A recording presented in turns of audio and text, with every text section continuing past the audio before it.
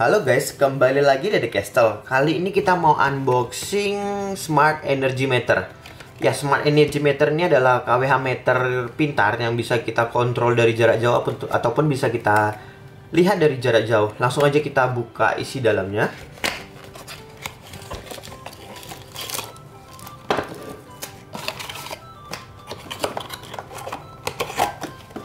Nah, ini dia. Coba kita lihat untuk buku petunjuknya. Di sini tertera ada WiFi Smart Switch Electric Meter.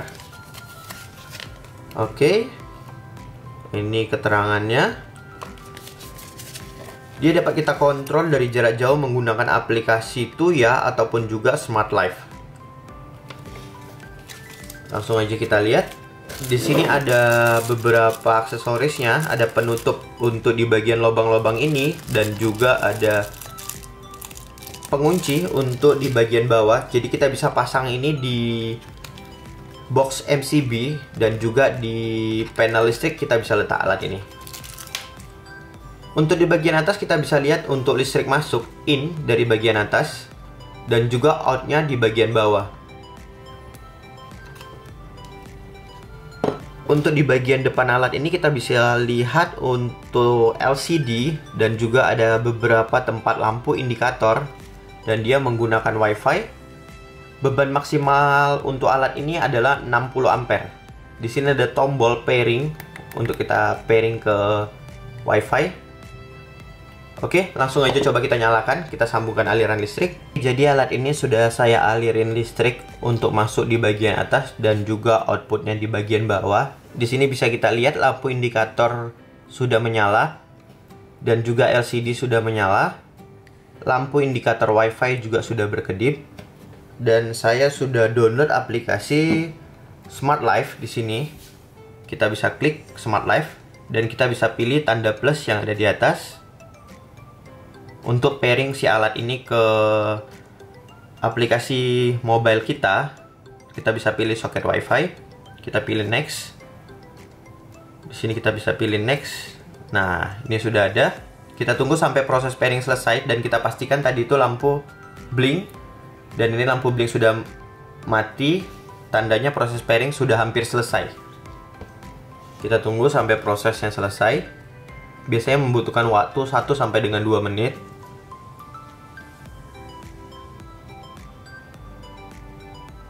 Oh iya, alat ini juga bisa membatasi voltase atas dan juga voltase bawah yang sedang kita gunakan. Jadi ketika voltase di rumah kita itu over, misalnya kita atur sampai di 240 maksimal, lewat dari itu dia akan otomatis mematikan alat ini.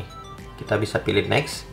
Kita tunggu sampai proses pairingnya selesai. Nah, ini dia penampakan untuk perhitungan KWH meter dari alat ini. Nah, sejauh ini saya sudah menggunakan 0,10 kilowatt. Dan kita bisa lihat juga ada voltasenya, kita bisa kontrol dari jarak jauh. Untuk voltase kita bisa lihat, untuk KWH-nya juga dari jarak jauh.